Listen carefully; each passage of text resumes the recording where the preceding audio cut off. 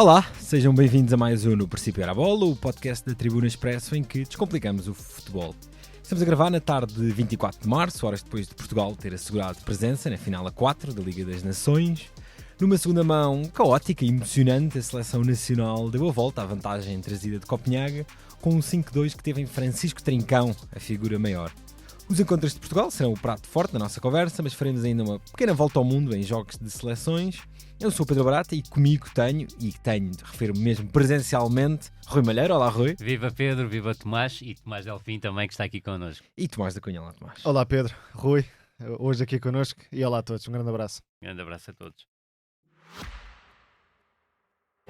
Subscrever o Expresso é ter acesso à melhor informação, a uma vasta oferta de conteúdos exclusivos e à opinião de referência. Subscrever o Expresso é tornar-se membro do nosso clube, poder ser voz ativa de uma comunidade informada e beneficiar de vantagens exclusivas. Subscreva o Expresso em expresso.pt/digital. Expresso. Liberdade para pensar.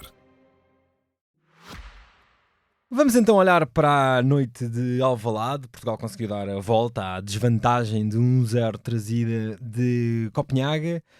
Tomás da Cunha, partilhas daquele otimismo de Roberto Martínez pós-jogo, ou achas que esta eliminatória, e olhando aos 210 minutos, traz também notas de preocupação?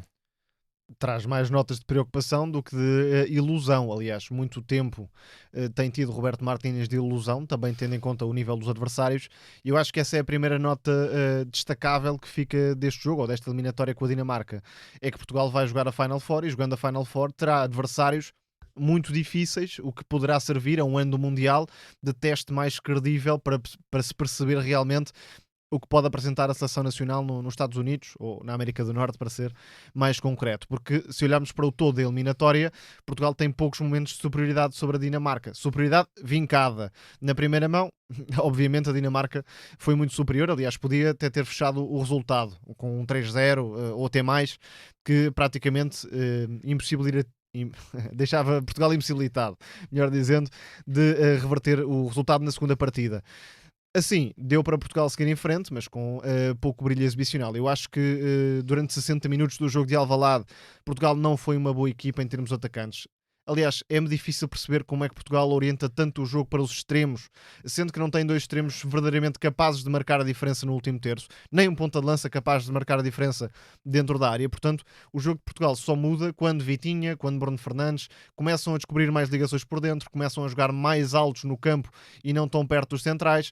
O golo de Ronaldo nasce de um remate de Bruno Fernandes em zona frontal. Quantas vezes aconteceu isso em eliminatória? Foi a única. Foi a única vez em que o Bruno Fernandes apareceu naquela zona. E aí sim, já começámos a criar mais problemas à seleção da Dinamarca, também com a mudança dos extremos, que passaram a ser mais segundos avançados, se quiserem, ou extremos Isso que atacam mesmo. por dentro. Sim. Portugal foi uma equipa muito mais imprevisível e acho que essa é a nota que fica. Coletivamente falando, essa é a nota que fica. Não dá para entregar a equipa a Rafael Leão, que é um extremo altamente irregular, é um jogador que não consegue transcender-se, e quando digo isto, digo que é um jogador que encara qualquer partida, seja contra o Como na Taça de Itália ou contra a Dinamarca num jogo importante, da mesma forma, compete da mesma forma, não há nada ali extra do ponto de vista competitivo, e quando assim é preciso relativizar a importância de Rafael Leão, que claro tem as suas qualidades, mas não consegue subir o nível neste tipo de jogos. Rui, aquela ideia de entregar a equipa aos extremos, fazendo da entrada da bola em Chico Conceição e em Rafael Leão a solução permanente, viu-se mais uma vez que não é de facto a melhor maneira de potenciar a equipa. Não, de maneira nenhuma, e o primeiro jogo já tinha servido de exemplo para isso com a colocação do Pedro Neto, e nunca esquecer, e é importante nunca nos esquecermos, que Francisco Conceição e Gonçalo Ramos ficaram de fora dos convocados no jogo da Dinamarca, e de repente o Francisco Conceição é titular e o Gonçalo Ramos, como seria óbvio e natural, acabou por ter um papel determinante na vitória. Agora, aquilo que me parece, e eu não consigo não olhar para Copenhaga, porque aquilo que se passou no final do jogo de Copenhaga, foi mais uma vez, mais uma lição de violino de Roberto Martínez. Desta vez, como é óbvio, não podia dizer que o jogo foi excelente, porque os portugueses não são burros, às vezes parece que ele que nos quer fazer de burros, mas a verdade é que teve que admitir que foi a pior exibição da sua era. Pode até nem ter sido a pior, mas foi claramente uma das piores, porque a era não é assim tão boa quanto ele gosta de fazer passar, e sobretudo tocar em 3 pontos essenciais da conferência de imprensa pós-jogo, em que voltámos a ter o tocar de violino habitual, ou seja, primeiro falou de 5 meses entre o último jogo e o jogo diante da Dinamarca, e são 4 meses muito mais difíceis para a Dinamarca do que para Portugal, se estivéssemos em condições normais, ou seja, Portugal tem um trabalho de 2 anos e 2 meses de um selecionador que não se nota. A Dinamarca tinha 2 jogos. Mudou de treinador no final de outubro, o Rimmer só teve a oportunidade de treinar em novembro, portanto, esta paragem, se dificultou a vida a alguém, foi ao Rimmer. Depois, algo que foi antológico do meu ponto de vista, da falta de vergonha do selecionador português, que foi dizer que ele gosta de jogos destes. Pronto, nós temos os calendários de acesso, quer ao Europeu, quer à Liga das Nações, que são obrigatórios, mas a verdade é que Roberto Martínez pôde escolher 5 particulares. Naquela altura, e é bom nunca nos esquecermos disso, podíamos defrontar Argentina, Brasil, Alemanha, França. Pelo menos uma dessas equipas. E nós falámos aqui disso. Falámos da necessidade de um jogo de nível mais alto. Necessidade depois de uma qualificação para o Europeu muito facilitada e levar o nível. E o jogo contra a Croácia, que foi o mais difícil em termos competitivos, acabou por correr bastante mal. Foi um banho de bola. Sim, da Croácia, de obviamente. resto, Portugal jogou com uma Irlanda. As escolhas foram Eslovénia. Irlanda, Croácia, Finlândia, Eslovénia e Suécia. E nós aqui falamos e frisamos muito bem que o principal objetivo de Roberto Martínez era chegar ao Europeu com só pleno com de vitórias. Exatamente. Correu mal, Portugal perdeu com a Eslovénia e com a Croácia. E agora olhamos para 28 jogos da era Martínez e só temos a certeza de uma coisa, é que provavelmente em junho vai ter mais jogos difíceis do que teve até agora, porque só teve um jogo difícil, que foi contra a França, e do meu ponto de vista, e creio que do Tomás também, foi a melhor exibição de Portugal. Sem dúvida. A melhor exibição de Portugal. Mas a França é uma equipa pouco funcional. Sem claro dúvida. Que tem um talento absolutamente extraordinário, mas não é uma equipa muito competitiva em termos de pressão alta, em termos de domínio do jogo também. Ao contrário do que acontecerá com a Alemanha nas meias finais da Liga das Sem Nações, dúvida. independentemente, temos 3 meses pela frente e muitas coisas poderão acontecer até lá. E depois a terceira é que, se há coisa que me faz definir um treinador, é que quando está numa conferência de imprensa e aponta erros, começa por apontar os erros defensivos e só depois ir tentando, desviar um bocadinho as atenções sobre os erros ofensivos. Aquilo que me pareceu é que a última coisa que faltou a Portugal no jogo diante da Dinamarca, e estou a falar de Copenhaga, foi intensidade física. E o próprio conferência de imprensa pós-jogo também, na Flash, creio eu, do João Neves, fala logo na parte técnica e na parte tática. Ou seja, a intensidade não é apenas física, tem também o lado técnico, tem também o lado tático, e falhamos a todos os níveis, isso não haja dúvida, e depois ainda há a intensidade, que eu creio que é o aspecto mais crucial da intensidade, que é o psicológico e mental. E isso fez com que nós chegássemos claramente atrasados a todas as bolas, seja em momento defensivo, seja em momento ofensivo. Mas aquilo que foi mais preocupante, eu relembro-me que o Roberto Martínez falou intensidade física, duelos e antecipação, isto é coisa de treinador de equipa pequena, não haja a menor dúvida.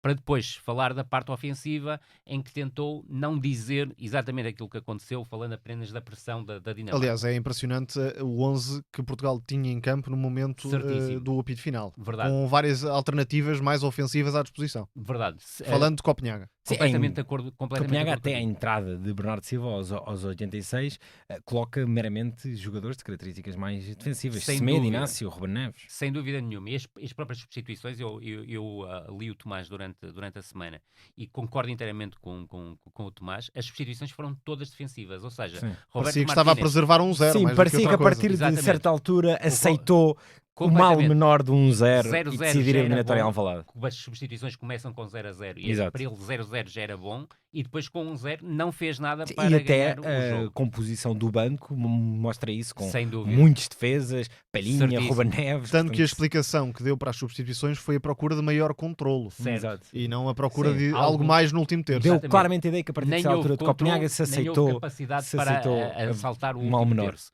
E a verdade é que ele escondeu os pontos essenciais, ou seja, Portugal nunca conseguiu superar a pressão alta da equipa da Dinamarca, e creio que aí também a presença do Renato Veiga como central, e na por cima central pelo meio, fruto do Nuno Mendes muitas vezes aparecendo no centro-esquerda, não facilitou a tarefa, apesar do Gonçalo Inácio estar ligado ao golo sofrido, a diferença é abissal entre os dois. Depois a bola entrava na segunda fase de construção, tu não sabias como ligar e por dentro nunca aconteceu, era sempre a busca do jogo exterior e sobretudo tens um problema que é um problema que nós temos falado já imensas vezes, que é incapacidade para ligar criação com finalização e sobretudo quando tu colocas um jogador com as características do Rafael Leão a partir do lado esquerdo, tu nunca vais estar à espera de uma associação porque não vai sair uma associação. E até aos 60 minutos do jogo de Alvalade, Portugal só tinha atacado por cruzamentos. Não apenas. houve uma ocasião clara de golo que não nascesse de um cruzamento. Verdade. E, aliás, Portugal não criou muitas e as poucas que criou normalmente surgiram de cruzamentos no Nuno Mendes. Jogo exterior, exatamente. E do Nuno Mendes. É importante. Sim, não do Rafael Leão. Não dos extremos. Porque o Nuno Mendes cruza muito bem daquela zona mais interior, até do bico da área. Sim, mais da frente da área. E basta ver, e voltando a isso, só para finalizar, o jogo de Copenhaga, o Cristiano Ronaldo toca 3 vezes na bola dentro da área. Isso mostra que Portugal nunca teve presença em zona de finalização. E isso é preocupante, porque independentemente do 5-2 em Alvalade parecer, para quem só olha para o resultado final, foi uma coisa absolutamente delirante. Portugal aos 85 minutos estava fora da fase final da Liga das Nações.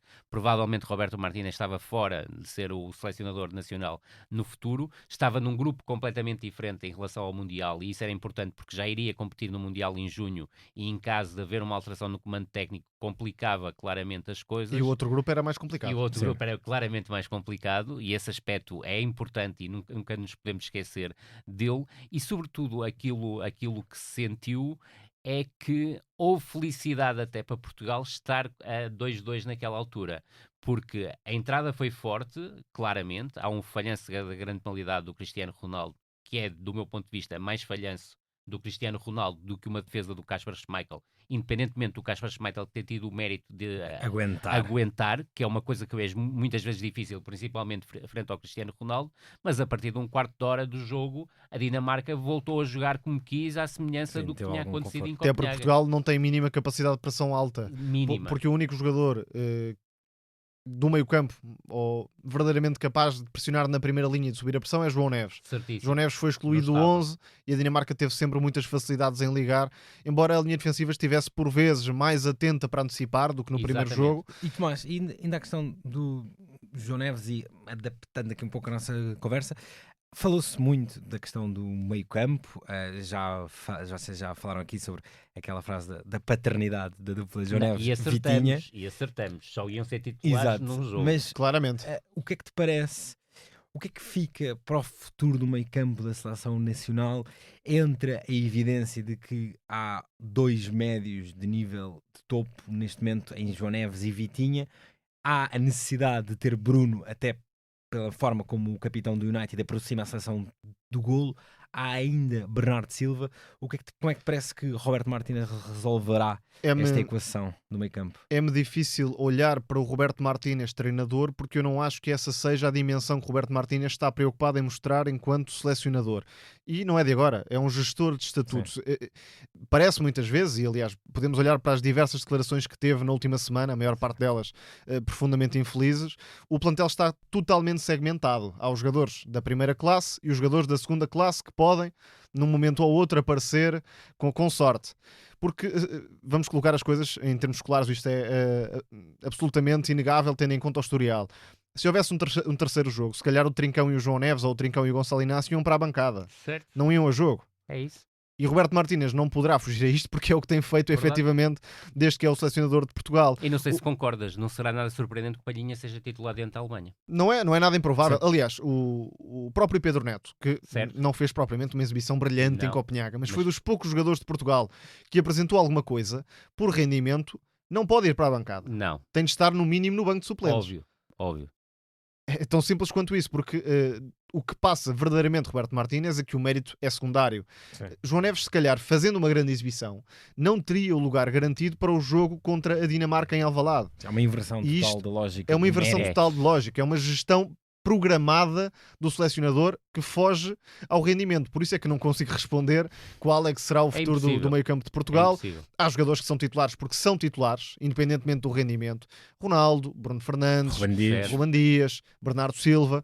O Bernardo Silva chegou condicionado, mas depois acabou por ser titular. É importante também não esquecer essa questão. O resto é para compor. Às vezes joga um, às vezes joga outro, às vezes está na bancada. Claro. Não dá muito bem para adivinhar o que é que vai sair dali. Mas é esta a lógica do selecionador.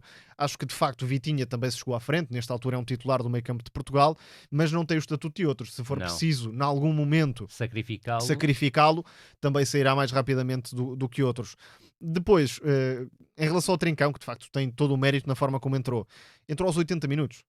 O mais provável era Trincão não conseguir fazer nada no jogo. Caiu-lhe aquela bola no pé esquerdo, ou aquelas duas bolas no pé esquerdo. O mais provável era Trincão não conseguisse fazer nada no jogo. E se fizesse, ou se não fizesse, aliás, se calhar voltava a jogar, não sabemos bem quando. E este carrossel não é nada saudável para uma seleção que se quer que viva do mérito. Não há outra forma, ou não devia haver outra forma de encarar uma seleção nacional. E depois, vamos voltar novamente às declarações. Alguma vez ouvimos um treinador pré-jogo falar de livre e espontânea vontade de um número que um jogador vai atingir? De livre e espontânea vontade. Livre e espontânea vontade. Ninguém lhe perguntou. Ninguém lhe perguntou. O Tomás está a falar sobre a questão dos 100 jogos de Bernardo Silva. Certíssimo. Atenção, o Bernardo Silva é um fantástico jogador. Óbvio. Acho que toda a gente pensa o mesmo. Mas não é normal que num pré-jogo, um jogo competitivo, nem sequer é um amigável, se fosse um amigável acho que seria mais tolerável, mas num jogo competitivo este não pode ser um argumento trazido pelo selecionador para justificar a titularidade de Bernardo Silva. Particularmente conjugando isso com forma que eu acho que já parece humorística, com que fala sobre Giovanni Kenda. Fala de Giovanni Kenda. Não é que o Kenda tenha obrigatoriamente de jogar de todo. Não tem, agora, mas tem de ser visto como um jogador da seleção nacional. Dizer que ele vai desfrutar da festa. Sim, parece que é um júnior que teve a oportunidade de ser convocado. Exatamente. Parece um sparring daqueles que vão completar os treinos. Faz lembrar quando o Scolari chamava miúdos do sub-17 ou do sub-19 para tiveram a oportunidade treinos. de ali aparecer, ninguém sabe muito bem como, mas tiveram. Uns treinos e pronto. E já agora para terminar, só para bizarro, reforçar esta ideia. Alguém se lembra que Roberto Martínez disse que Ricardo Horta era o jogador que estava imediatamente a seguir e que até lhe telefonou para ir ao Europeu, ou para se desculpar por não ir ao Europeu? Ninguém, porque está naquela segmentação dos jogadores de classe B. Os jogadores de classe B vão rodando. E já no BC. BC. Sim. E esta segmentação eu acho que não é nada saudável para uma seleção como a portuguesa, que tem muito talento e, acima de tudo, acho que já é uma ideia absolutamente adquirida por todos, mas uma seleção, ou uma equipa mesmo, não vive necessariamente os 11 melhores jogadores juntos. Certíssimo. Há momentos de forma, há ambientes particulares, há estratégias particulares que podem pedir um ou outro jogador. E essa gestão, quanto mais aproximada for do valor dos jogadores, neste caso, Trincão, mas poderia ser outro, porque Portugal tem muitos jogadores nessa tal classe B, ou até classe C, se quisermos, um plantel super que podem acrescentar algo mais do que outros jogadores que têm um estatuto demasiado confortável. Completamente de acordo. E sublinhar algo que nós já dissemos, mas convém ter isso bem na cabeça, que é Francisco Conceição passa de jogador inútil para o Dinamarca-Portugal para titular indiscutível no Portugal-Dinamarca. Isto não cabe na cabeça de ninguém. O Gonçalo Ramos não é convocado para o Dinamarca-Portugal quando poderia ser necessário sair do banco se houvesse outro tipo de atitude ou pensamento para o jogo, que não houve por parte do selecionador. Ou seja, o selecionador estava contente se o resultado fosse 0-0 e infelizmente estava satisfeito, e isso é inadmissível numa seleção como a portuguesa, com o 0-1, não fez nada para dar a volta ao resultado. E depois é escandaloso, do meu ponto de vista, que um jogador que seja titular no primeiro jogo, só se estivesse obviamente lesionado, que pelo aquilo que fomos informados, não estava. O Pedro Neto não pode passar de titular e de ter sido o jogador que mais conseguiu chegar à baliza adversária, independentemente de ter tido bons momentos no jogo, outro menos bons. Mas dentro daquela nulidade geral, acaba por ser dos melhores jogadores de Portugal. Não pode ir para a bancada, não faz sentido nenhum. E Rui, ontem, depois do jogo, não te pareceu que vimos um Roberto Martínez mais amargo que vimos em Portugal, até um pouco descontente com as perguntas e com o ambiente, com a questão de lhe perguntarem pela nova presidência da FPF? Não te parece que está ali, não sei, um pouco uma expressão um pouco diferente de uma simpatia? O Mr. Simpatia foi desaparecendo lentamente. Sim, e acho que ontem foi o mais evidente. Já começamos a sentir no pré-jogo em Copenhaga que já não é exatamente a mesma coisa. Roberto Martínez é um espertalhão e, como é óbvio, não anda a dormir, e não é por acaso que vão surgindo notícias que se fosse eliminado pela Dinamarca cairia, o que me parecia absolutamente natural. Apesar do gesto de Pedro Proença cantar o hino ao lado do selecionador. Certíssimo. Pronto, também faz parte daquilo que Pedro Proença nos foi habituando ao longo do tempo, e também Pedro Proença, obviamente, tem ouvido as notícias, os comentários e tudo o resto. Agora, volto a frisar, o Roberto Martínez sabe que a Liga das Nações vai ser o barómetro, ou ganha ou vai embora. Não tenho grandes dúvidas que isso vá acontecer, porque não parece que seja a opção principal de Pedro Proença para selecionador nacional, em busca da conquista do título mundial, mas sobretudo de fazer a fase de qualificação, e não parece também haver grandes dúvidas sobre isso, que o objetivo é trazer José Mourinho para a seleção nacional. Mas já agora, se não for para destruir estas camadas dentro da seleção nacional, podem meter lá o treinador que quiserem. Eu não acho que o principal problema de Portugal, ou a diferença face às principais seleções, seja propriamente tático ou de qualidade individual. Não é esse o tema, é esta gestão disfarçada de... enfim, é difícil de classificar, mas é uma gestão aparentemente diplomata, mas que desvaloriza completamente os jogadores portugueses. São todos jogadores de seleção nacional. Se estão ali convocados, devem ser todos tratados, não digo com igualdade, porque obviamente um grupo não funciona por igualdade, mas com mínimos de respeito, quer publicamente, quer na aposta que existe. E o Trincão, nos últimos anos, praticamente não jogou pela seleção nacional. Sim. Estamos a falar de um jogador que no último ano e meio não é o melhor jogador da Liga, mas anda lá muito perto. Provavelmente o melhor jogador português. Isso sim. Fala-se muito, e tem-se falado muito, de uma certa distância do adepto da seleção nacional para a equipa. Só se conquista esse respeito e essa aproximação com duas coisas. Idealmente as duas.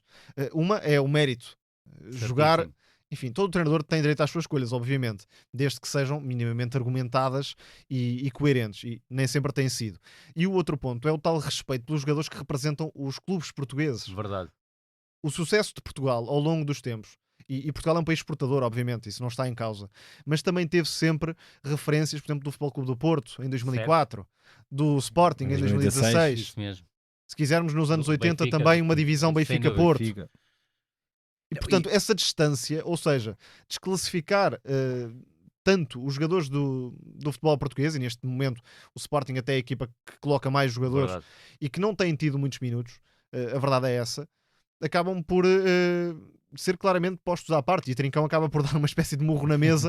Não me parece que lhe vá garantir muito mais, talvez no próximo jogo ou nos próximos 2 ou 3 jogos, mas a médio e longo prazo ninguém imagina que Trincão vá mudar muito aquilo que tem na seleção. Eu acho mesmo que o Trincão entrou ao minuto 81 por ser jogador de Sporting naquela altura, porque Alvalade, apesar de obviamente Portugal estar acima de tudo, era composto maioritariamente por adeptos do Sporting, e aquilo foi uma forma, se alguma coisa correr mal, vamos trazer a energia do público de Alvalade, e se calhar não me assumiam tanto no final do jogo.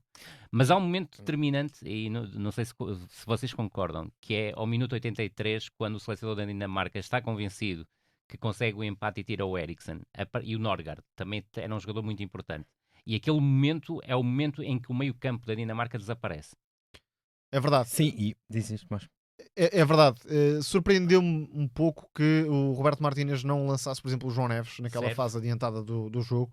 Aprecio o Ruben Neves e, do meu lado, não tenho qualquer problema, porque é de facto um jogador que pode oferecer algumas coisas com bola e que até permitiu a Portugal sair de forma mais direta, porque já tinha o Jota em campo, que é uma solução. O próprio Trincão também lançou bastantes ataques. A verdade é que Portugal teve um sentido competitivo que acho que foi o melhor da eliminatória. Mas ali a partir dos 75, 80 minutos. Já que vais para a parte final, deixa-me aqui introduzir uma nota que é, no europeu, em ambos os prolongamentos, quer contra a Eslovénia, quer contra a França, falámos, por exemplo, da questão de Ronaldo ter jogado os 120 minutos. Ontem viu-se que uma injeção de energia de Ramos, Jota na frente faz todo o sentido. É ter a equipa preparada para sair em campo aberto, ou a equipa incapaz de sair em campo aberto, por razões óbvias. E as transições que vimos na parte final com a energia de Trincão, Jota, Ramos, com o Ronaldo não teriam acontecido. Trincão, e aliás, esse trio de ataque é bastante complementar. Gonçalo Ramos, ponta de lança, capaz de ligar. Jota, o jogador que ataca os espaços. E Trincão, um jogador que se mete por dentro, mas consegue também aparecer mais por fora e desequilibrar. É uma coisa que um ataque Leão, Conceição, Ronaldo nunca não vai tem. ter. nunca vai ter, até porque os jogadores não interagem. Sim. Não há interações no trio de ataque de Portugal. Nem sequer há interações com os médios. Nem há diga-se. acasalamentos. Sim, Não há nenhum tipo de como diria interações. Jorge Jesus. Aí, não apenas pelos jogadores em si, mas pelas distâncias que têm os É jogadores. isso. Leão toca a linha lateral sobre a esquerda, o jogo chega e a jogada acaba. Só Ou para o pensa bem nele. ou para o mal, Sim, só mais pensa vezes para o mal. Sim. Infelizmente para Portugal, mas a verdade é essa, não é um jogador que pause, que explora apoios por dentro, também porque muitas vezes esses apoios não existem. E também porque Verdade. muitas vezes a estratégia de Roberto Martínez é afastar ao máximo os Exatamente. jogadores de Leão para promover o 1 contra 1 e ele que vá. Vá Certo. e tenta encontrar Ronaldo na área, mas essa ligação, Não quantas existe. oportunidades, eu já nem vou a Não gols, existe. mas quantas oportunidades Quantas produziu oportunidades? Em Sim. 2, 3 essa anos ligação, de em muito seleção, tempo de não seleção. Verdade, Não e, é não, e é ontem. só olhar que a partir do momento. E atenção que eu não estou aqui a dizer que o Rafael Leão é o grande problema da seleção portuguesa, De longe todo. disso. É uma questão de São emparelhamento, dois de jogos acasalamentos. maus. São a questão dos acasalamentos. Mal o Rafael Leão entrou, o Nuno Mendes disparou completamente no jogo. Saiu, Porque- o mal Rafael Leão saiu.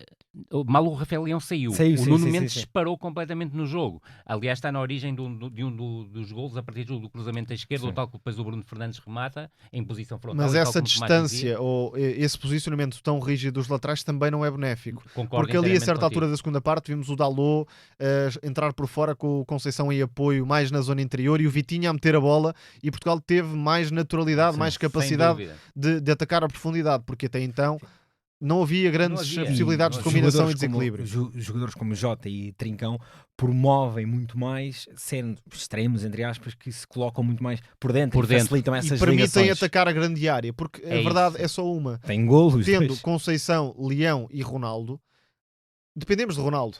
Certo, E já é mais E já do que não se pode evidente depender de que não Ronaldo. dá para depender de Ronaldo em termos de finalização. óbvio. Portanto, ter dois avançados de faixa, chamemos-lhe assim, em Isso. Trincão e em Jota, é uma vantagem que permite a Portugal atacar a baliza Invasão com mais de espaço condições. interior, claramente. E além disso, também permite Bruno Fernandes em particular, mas não só, ter mais opções por dentro, ter mais distração por dentro, que possa também criar-lhe condições para ele próprio chegar à finalização. E no fundo é este o resumo da última meia hora, É isso. prolongamento, mais 10 minutos finais, vá lá, de Portugal. Portanto, claramente ficam sinais de aproximação a este tipo de extremos / avançados e não a dois pontinhas espetados na linha que Claro. nada Exato. conseguem oferecer em termos de desequilíbrio. Repito, não apenas por qualidades próprias. Já Mas agora, que há pouco ninguém ia fique elogiar, admirado que o Trincão fique no banco diante da Alemanha. é o Da mais Alemanha, provável, Sim, e elogiar o sentido competitivo de vários jogadores, Bruno Fernandes e Bernardo Silva, verdade. também do Ruben Dias, que se recompôs muito bem daquele erro grosseiro e evitável que podia ter custado o apuramento a Portugal. E é isso que queremos, digo eu, da seleção nacional. Isso mesmo. Enquanto analistas, enquanto adeptos, o que quiserem Claro que sim. é ver os jogadores líderes desta geração chegarem-se à frente, este é o vosso tempo, e serão avaliados para o bem ou para o mal por aquilo que entregarem neste espaço temporal e em relação aos objetivos de Portugal. Acho que ficou claro que o apuramento era importante naquela fase do jogo para todos eles. Isso percebeu-se. E o- Isso foi, se calhar, juntamente com algo que acabou por ser positivo, é que as substituições todas acabaram por produzir efeito. Exato. Mesmo que se calhar o objetivo não fosse tanto esse, e acho que é importante referir esse aspecto, mas as substituições correram muito bem. Mas a questão da atitude, e pensando a atitude em todos os momentos, ou seja, não só a questão sobretudo mental, que foi algo que falhou no primeiro jogo, mas o selecionador não ajudou absolutamente nada, aqui sentiu-se. E por muito que tenham dito que o público estava um bocado afastado da seleção, o que do meu ponto de vista é naturalíssimo, ontem houve apoio do estádio para conseguir a reviravolta. Eu não vejo forma de Portugal jogar a dois. Eu acho muito difícil que Portugal jogue a dois, não só por fraquezas próprias, também porque a Alemanha joga num 3-4-2-1 muito móvel, Certíssimo. com Sané e Musiala, mais um ponta de lança, por isso não vejo Roberto Martínez a jogar a 4 nesse jogo. Não, e sobretudo há um aspecto que me parece importante, não haverá muito tempo para treinar. O jogo é dia 4 de É junho. dia Exatamente. 4 de junho. Na Alemanha. Exatamente, porque a Alemanha acabou por ficar É com anfitriã. a anfitriã da fase final. Eu não sei o que é que Roberto Martínez vai preparar, mas pode acontecer uma derrocada completa. Aliás, pelo que vimos da Alemanha, a Alemanha Está a crescer bastante. está a crescer bastante e o resultado, para quem não viu o jogo, eu já tive a oportunidade de ver entretanto diante da Itália, o 3-0 acontece de forma absolutamente contundente e é um bocado o adormecer pelo facto de sentir que a eliminatória estava completamente na mão, que permite o 3-3. E ainda há outro ponto, Rui, é que Portugal é bastante frágil na defesa de cruzamentos e o Kimmich aqui é ao contrário, a cruzar para o Kleindienst Vamos então... é uma força tremenda. Vamos então... Deixa-me só dar uma nota, sim. porque muita gente não percebeu, obviamente nós percebemos, mas houve muita gente que não percebeu que Portugal acabou por ficar num grupo do Mundial, e tal como o Tomás disse muito bem, se Portugal tivesse sido eliminado ficava num grupo claramente mais difícil, e que vai ficar com a Hungria, com a Irlanda e com a Arménia, e que estes jogos só começar a ser efetuados em setembro. Se Portugal tivesse sido eliminado, começaria já o apuramento em junho. Isso, do meu ponto de vista, para quem quer mudar de selecionador nacional, e não estou aqui a ser nenhum rumor ou qualquer coisa do género, tornar-se-ia bem mais difícil arranjar uma solução imediata para junho. Vamos então partir para esta nossa pequena volta ao mundo agora. Começando então por aquilo de que vocês estavam a falar pela Liga das Nações, na Europa, temos então o quadro da fase final da prova definido, será na Alemanha. Alemanha-Portugal dia 4, no dia seguinte há um França-Espanha e de facto esta noite de encerramento dos quartos de final teve jogos de grande emoção, além deste Dinamarca-Portugal. Espanha e Países Baixos empataram a 3, os espanhóis passaram nos penaltis, Alemanha e Itália, como o Rui... E o prolongamento é uma tontice, Exatamente. Não há forma de justificar aquilo. Alemanha e Itália, como o Rui disse, empataram também a 3, a Mannschaft fez valer a vitória como visitante e a França, que tinha perdido por 2-0 na Croácia, devolveu o resultado em Saint-Denis, depois passou nos penaltis. Vamos então aqui dar algumas notas e podemos começar mesmo pelo adversário de Portugal. Tomás, temos na equipa de Nagelsmann a ascensão do time Kleinstad, que é o último representante desta espécie do ponta de lança. É uma escola. Exatamente. Do ponta de lança alemão encrupado que surge tardiamente. Ele só se consolida na Bundesliga aos 28, só chega à seleção aos 29, faz 30 em agosto e está a fazer uma grande época, 15 golos pelo Gladbach e tem já 4 golos em 6 internações, fez um gol em cada uma das duas mãos contra a Itália e tem tido um grande impacto. O último representante foi o Füllkrug, dessa mesmo. Escola de pontas de lança vimos da no Alemanha. Dortmund, finalista vencido da última Liga dos Sim, Campeões. mas antes teve, por exemplo, no Bremen, Verdade. que é um clube também já com menos força ultimamente. E que não é novidade para ninguém, foi quase reforço do Benfica no mercado de verão do ano passado. Do ano passado, agora Sim. 2 anos. Precisamente. Mas é muito normal na seleção da Alemanha, até porque se quisermos uma crise de pontas de lança de topo, encontrar estas soluções internas nas equipas de segunda linha. E o Kleindienst, que é um ótimo avançado, acaba por ser um jogador com essas características. É um avançado bastante alto, tem na resposta a cruzamentos talvez o ponto forte, mas também sabe jogar fora da área. Isso é fundamental para uma equipa que tem Musiala entre linhas, tem Sané a alternar entre a faixa e a zona interior para usar o pé esquerdo. Esse é o lado de Kimmich. Kimmich está em todas, foi um jogador absolutamente decisivo nesta eliminatória contra a Itália. Foi melhor nos 2 jogos, claramente. E joga a médio centro no Bayern, aqui joga lateral, mas também com presença interior por vezes. O Nagelsmann é talvez o melhor treinador de seleções. Não quer dizer que seja o melhor selecionador, mas taticamente falando, é um treinador absolutamente de outro nível. A equipa tem uma identidade tática muito difícil de obter para uma seleção nacional que, como toda a gente sabe, não tem o mesmo tempo para treinar, nem as mesmas relações dentro de campo. A equipa consegue ter essa ligação de Kimmich com a área. Depois no meio campo jogou Ângelo Stiller, mas no primeiro jogo tinha jogado Gross mais como um médio organizador, sendo que Goretzka, também reabilitado, é mais um médio de transporte e chegada à área. E depois há o Kleindienst, já falámos do Musiala, que é também um talento que dispensa qualquer tipo de apresentação. O Kleindienst acaba por permitir à Alemanha não ser aquela equipa de falso 9 que rodeia mas não finaliza. Esta equipa já não é assim. Pode meter a bola na área porque sabe que o ponta de lança, se não finalizar, pelo menos vai lutar pela bola e tem uma percepção de espaços também muito destacável. E já agora, porque é sempre importante destacar este tipo de exemplos, o Nagelsmann, se for preciso, e aliás aconteceu na primeira mão, mete jogadores do Mainz, que está a ser a equipa sensação da Bundesliga. Não jogam apenas os do Bayern ou os do Dortmund, pelo contrário. No último europeu deu bastante polémica porque deixou os jogadores do Dortmund quase todos de fora.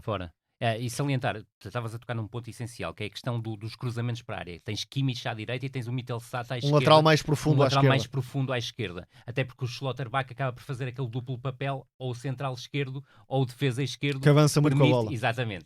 E esse aspecto, eu acho que é um Vai ser um jogo, jogo taticamente muito, muito exigente para Portugal. tal como dizias há pouco, eu achei, obviamente, e não há grandes dúvidas sobre isso, que a França foi o adversário mais difícil nestes 27, 28 Mas é uma equipa jogos. que deixa jogar. É, E como agora, se percebeu, por exemplo, a na Alemanha- Dinamarca, Portugal tem muitas dificuldades quando o adversário pressiona muito Pressiona muito alto. alto. Exatamente. E sentirá a falta de Ruben Dias, que é nível Certíssimo. até de liderança. E até do É próprio muito Diogo importante. Jota. Até do Sim, próprio podia ser Diogo importante Jota. porque a Alemanha vai pressionar com tudo. Exatamente. Não há a mínima dúvida sobre isso. Não há.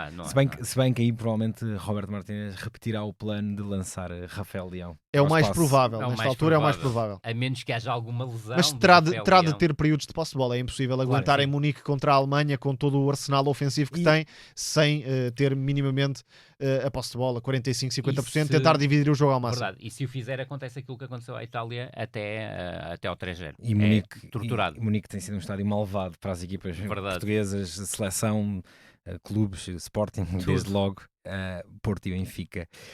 Na outra meia-final, como já dissemos, teremos um França-Espanha, uma Espanha que teve como grande novidade, eu diria que a maioria do 11 é bastante próximo daquele que vimos vencer o europeu, e vou aqui chamar o Rui, que já tinha destacado no Verdade. nosso podcast, o Dian Uysen, o jovem À portuguesa, à neerlandesa será algo como Hausen.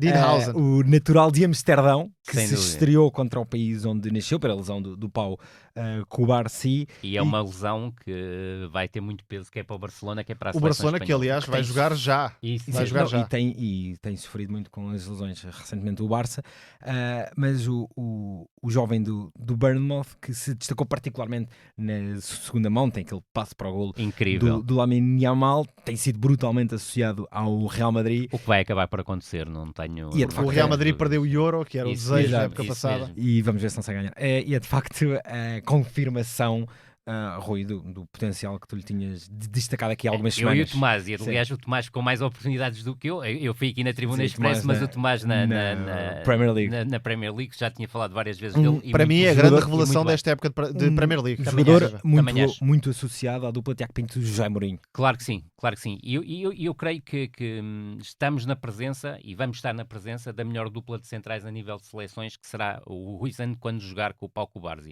E Acho ainda que o em termos, Asensio. claro que sim, mas em termos de qualidade de saída, Sim, vai sim. ser uma coisa muito Para a complicada. forma como a Espanha Para a joga, forma então, como a Espanha joga é absolutamente talvez perfeito. noutra seleção pudesse ser diferente, mas para a Espanha Claro é que o casamento perfeito. Agora, aquilo que me pareceu é que os Países Baixos jogaram de forma diferente daquilo que é habitual, ou seja, foram muito mais arrojados e não tanto temerosos como foram, por exemplo, em jogos decisivos do Do Europeu, europeu. ou até, se quisermos, ir um bocadinho até mais atrás, até do próprio Mundial, Pressão em mais que alta. mostraram temer... Exatamente. Sim, E mas perceberam sem isso. sem se falar muito, a equipa neerlandesa, se compararmos o 11 de hoje com o 11 de há 3, 4 anos, ganhou muita Melhorou. qualidade. Ganhou muita Teve ali qualidade. aquela forte crise de talento que já Claro. não é assim Não, tanto. e até mesmo o próprio Depay, que pronto, é um jogador que nós podemos considerar já não está na fase mais Mas é um jogador que naquele tipo de ataque casa bem. Casa Faz bem, os contra-movimentos exatamente. sem E apoio. depois tem Frimpong. tem Gakpo, tem Kluivert, tem o Frimpong ali. Reinders, sim. Exatamente. Ganhou- Frankie Reinders ao meio campo É o luz. jogador, Ganhou sem muita dúvida. qualidade face ao que havia há O uns meio, tempos. o meio campo dos Países Baixos é claramente um meio campo de grandíssima qualidade. É óbvio que do outro lado também tens um meio campo que podes ter um conjunto, uma paleta de soluções absolutamente incrível. Neste último jogo foi Subimendi, Fabian Ruiz e Dani Olmo, mas podia ser à vontade Pedri, Gavi e mais outra opção qualquer. Agora, aquilo que me pareceu, sobretudo deste jogo, é que o Lamine Yamal não teve uma exibição do ponto de vista individual tão conseguida, tão desequilibradora. Isso foi sobretudo do outro lado, quer no jogo 1, quer no jogo 2 com o Nico Com o Williams, que a equipa da Espanha conseguiu criar os principais desequilíbrios. Agora, obviamente a Espanha chegando a esta fase da competição frente à França, eu creio que tem algum favoritismo, mas a França era, como o Tomás disse na apresentação, e muitíssimo bem, é sempre uma equipa que tu não sabes muito bem com contar.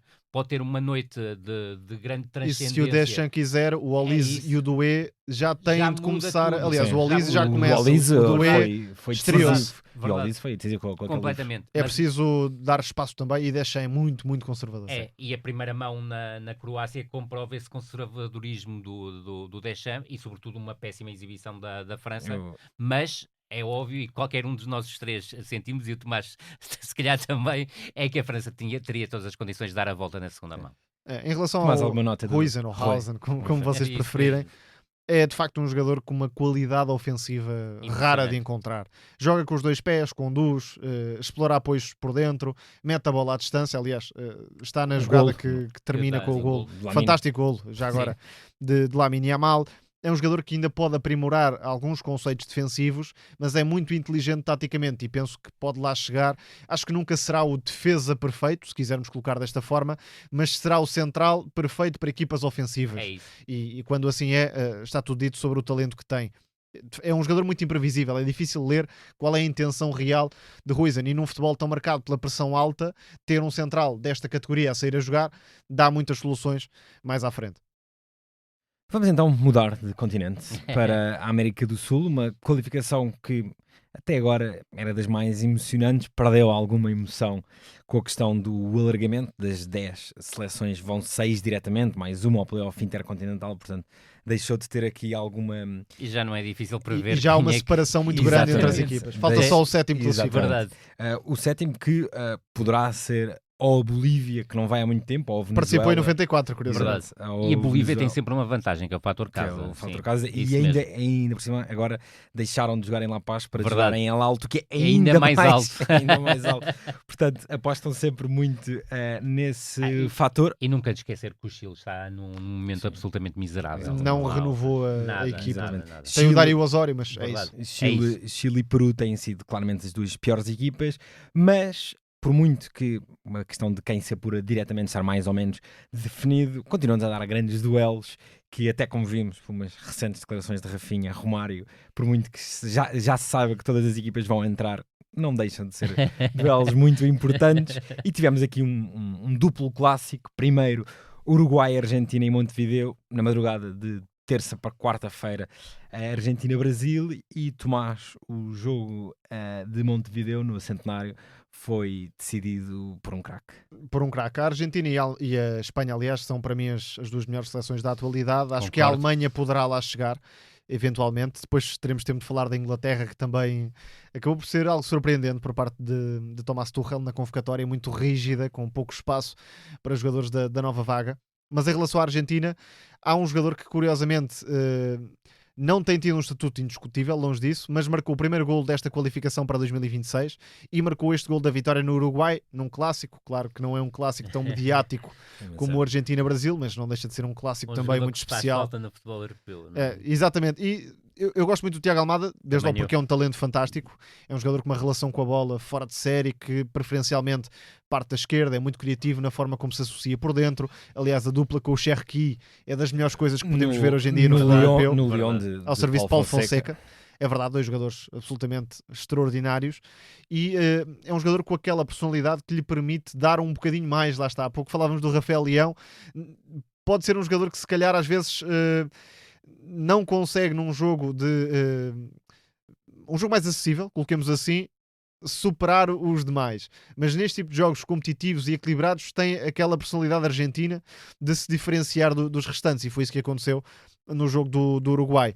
Acho que vai ser uma peça importante, não digo uma figura declarada da seleção, mas vai ser uma figura importante e em 2026. E Scaloni tem mostrado capacidade para ir buscar o melhor dessas figuras alternativas que conseguem contribuir. E por exemplo, o Enzo Fernandes não começa o Mundial como um absoluto e depois vai ganhando esse espaço.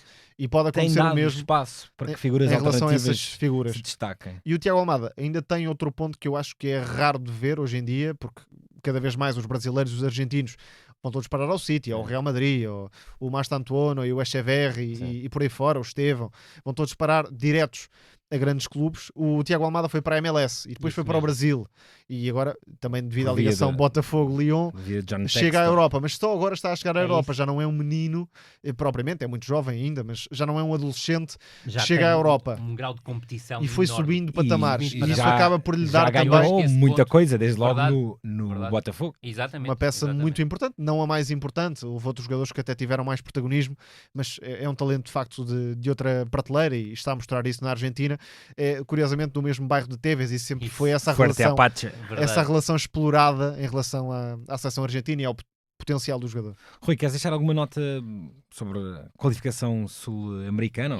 Eu acho que não, sobretudo o Uruguai, a Argentina, que eu tive a oportunidade de ver, eu creio que a seleção do Uruguai está num momento que é um momento-chave, que é um momento em que claramente já há transição total em termos de jogadores, e creio que não está tudo acertado, ou seja, tenho alguns dúvidas anticorpos também. Sim, e tenho dúvidas a nível estrutural se o 4-3-3 puro é a melhor ideia, até o próprio Maxi Araújo jogar como extremo esquerdo praticamente, e o Darwin obviamente como ponta de lança, se é a melhor ideia para a equipa do Uruguai. Agora, o Darwin, que nesse jogo confirmou que está num momento em que a bola atrapalha muito. O tema em relação a Bielsa é cabeça- sempre o privilégio dos aspectos físicos que depois isso retiram mesmo. muitas coisas à equipa em termos de criatividade. Esse é o ponto-chave. Sim. É o ponto-chave, e Perdeu-se eu um acho pouco. que é isso que se está a sentir na seleção do Uruguai. Agora, em relação à seleção argentina, concordo inteiramente com o que o Tomás disse, e sobretudo com algo que tu disseste, Pedro, que é a questão de, sentindo que o apuramento está mais do que garantido, experimentar coisas, não ter medo de lançar jogadores, e nunca ouviremos da boca do Scaloni que um menino de 17 anos está ali para aplaudir a 100ª internacionalização de um jogador. Noutras paragens, já agora, nota para que já temos duas seleções apuradas, Verdade. juntarem-se aos Sem Estados grande Unidos. dificuldade. Exatamente, aos Estados Unidos, ao Canadá e ao México. O Japão, que fez ou que está a fazer uma qualificação verdadeiramente impressionante, arrasou completamente na Ásia e mantém-se com 100% de êxito desde a estreia, em 98. E a Nova Zelândia, que com o alargamento arrisca-se basicamente a ir a todos os mundiais até ao final da história da humanidade. Em É só a Nova Caledónia, que ainda pode chegar lá. Exatamente. Em África, dar destaque para as excelentes campanhas de Cabo Verde e Moçambique, que estão em muito bom nível e que sonham ambas. E há gigantes em perigo. Acho que a qualificação africana Senegal, pode ser, se Senegal, calhar, a sim. mais surpreendente. O Senegal, por exemplo, está a fazer E é o Sudão quem está em primeiro. uma Verdade. má campanha. O Ghana, que está a começar a corrigir, mas teve uma fase muito, muito má. Portanto, é de facto uma qualificação que continua a ser talvez a mais complicada pela relação entre Concordo. o número de vagas e o nível que há, e também com questões muito particulares de viagens, de ir jogar fora em certos contextos. Mas vamos terminar noutro continente, noutro subcontinente, com a Liga das Nações da CONCACAF, que foi uma prova absolutamente desastrosa para os Estados Unidos, batidos nas meias finais pelo Panamá, batidos no jogo do terceiro e quarto lugar com o Canadá. Começa a ser um hábito. A equipa dos Estados Unidos perderam no Canadá em competições desportivas recentemente. Quem sorriu foi o México, que bateu o Panamá na final, com o herói a ser um avançado que está a ter uma época, eu diria, de regresso. O Raul Jiménez tem feito golos no Fulham, bisou na final. Tomás, o que é que te trouxe esta Liga das Nações, muito marcada, claro, pelos anfitriões, os três anfitriões do Antes Mundial? de mais, deu-nos, para mim, o melhor momento futebolístico da semana, que é aquele festejo do Cecílio Waterman, o jogador do Panamá. Verdade. Thierry Henry. Se nós marcássemos um gol, seria mais ou menos Isso mesmo. daquela forma o festejo, em que correu disparado para Thierry Henry, que estava ali a comentar o jogo, ou enfim, estaria preparado Estava para a comentar o sim. pós-jogo para uma televisão norte-americana. O Panamá, no fundo, é o extra-anfitriões, porque os restantes finalistas desta Liga das Nações da CONCACAF são as equipas que vão organizar o Mundial, e por isso, com mais ou menos um ano, um bocadinho mais para o Mundial, vale a pena olhar para os Estados Unidos, porque são sempre aquele caso de expectativa muito alta. Ok, agora vão dar um bocadinho mais. Aliás, o Pochettino teve uma declaração que acabou por ser bastante infeliz. Disse que os Estados Unidos estavam a preparar-se para ser uma potência no futebol dentro de 10 anos ou menos, e acabou por ser na pior semana possível, porque os Exatamente. Estados Unidos, Mas até a capacidade de recrutar um treinador com esse prestígio demonstra... para jogar o Mundial em casa. Sim, mas demonstra que há muita ambição e que há Sem muita dúvida. vontade e até muita pressão para fazer um grande Mundial. O Landon Donovan, que é um jogador que todos lembramos e que gostava bastante em particular, Também eu. acaba por ter uma declaração sobre o suposto talento desta geração, que depois não se traduz em contexto competitivo, e de facto esta seleção dos Estados Unidos, na minha opinião, peca muito por ter jogadores demasiado parecidos no meio campo. A expectativa continua a estar toda em cima de Pulisic, Sim. do ponto de vista criativo, mas depois olhamos para os médios e são todos muito parecidos. O Musá, o McKennie, por exemplo, O são próprio Adams também. o próprio Adams, são Adams, recuperadores de bola, jogadores de dimensão física, atletas Sim, a autênticos. equipa, do seu ponto de vista atlético, é impressionante. Mas É depois não impressionante. conseguem dar algo mais em termos de ligação, chegada à área para desequilibrar, combinações. É uma equipa muito previsível e, portanto, o Pochettino está com dificuldades sérias. Tem um ano, é verdade, mas já destruiu completamente o ambiente nos Estados Unidos em relação a uma campanha interessante. Claro que os Estados Unidos não são um potencial candidato à vitória, mas jogando em casa podiam ser se calhar uma equipa de oitavos, quartos, quem sabe. E houve Mas, imagem, se calhar essa houve expectativa é imagem muito alta. preocupante que foi a moldura humana nos jogos Verdade. dos De Estados Los Unidos. Angeles. Mas mesmo Estava em completamente 94 vazio. Mesmo em 94 sentiu-se isso, ou seja, uma obrigatoriedade, e estamos a falar Mas de aí com 30 uma anos, geração muito pior. muito pior, mas já havia a obrigatoriedade de chegar aos oitavos de final e a queda diante do Brasil acabou por ser considerada normal. Mas houve já na altura uma pressão muito grande, que vai ser muito maior agora. O Panamá, por exemplo, que é uma equipa com pouquíssimos recursos, Sem dúvida. vive de organização defensiva e conseguiu ganhar a seleção dos Estados Unidos, que não criou tantas oportunidades quanto isso. Verdade. Já agora em relação ao México, o grande desafio de Javier Aguirre, também uma Um velha histórico. raposa, Retorno, mais uma vez o pensamento do Exatamente. Campeonato do Mundo em casa. é juntar Raul Jiménez e Santiago Jiménez. Desta vez levou melhor a Raul Jiménez, tentou jogar com os dois, ou tem tentado jogar com os dois. Vamos ver se leva isso até ao Mundial. O México não está na melhor fase em termos de talento, mas tem sempre uma equipa capaz de, lá está, fazer oitavos. Depois, mais do que isso, já sabemos que é a eterna barreira para o México. Rui, notas. Achas que preocupa este momento dos Estados Unidos? Eu creio, Um ano do Mundial? Eu creio que sim, eu creio que sim, e que há muito potencial para a equipa ser melhor. Agora é aquilo que o Tomás diz, o meio-campo não pode ser feito de jogadores idênticos, tem que haver uma maior percepção, que é preciso ter jogadores de características diferentes, até para tirar o melhor do Pulisic. Eu creio que Pulisic vai ser o jogador claramente nuclear. Não é nenhuma surpresa para ninguém aquilo que eu estou a dizer. Depois, eu creio que há ali alguma dificuldade em relação à ponta de lança, que eu creio que há muita indefinição sobre quem deve ser o jogador a ocupar a posição, e também não me parece que uma seleção pode esperar muito do Timothy Weah como principal desequilibrador, sabendo que o Pulisic está no corredor central e tem menos espaço para produzir desequilíbrios num contra um. E viver do Timothy Weah, que é sinceramente um Rafael É Leão um dos atleta pobres, também. é o Rafael Leão dos pobres, pode ser complicado. Em relação ao México, é um treinador muito complicado, tenho amigos que já foram treinados por ele, do ponto de vista tático e estratégico, cria muitas ratoeiras, e isso numa grande competição internacional é perigosa, mas concordo inteiramente com o Tomás. Eu creio que o futuro do México e um México mais forte terá que ter o Raul Jiménez e o Santiago Jiménez na frente. Um com um J e outro com G. Exatamente. Um de Sérgio Conceição, outro de Marco Silva. Isso mesmo. Foi então mais um episódio do No Princípio Era a Bola, nesta semana de futebol internacional. Obrigado, Rui. Muito obrigado, Pedro. E é um Vocês gosto estar com vocês vindo aqui em visitar Lisboa. presencialmente. Obrigado, Tomás. Obrigado, Pedro. Obrigado Abraço a também todos. ao Tomás Delfim, que esteve aqui nos cuidados sonoros. Obrigado por ter estado aí desse lado. Nós voltamos para a semana.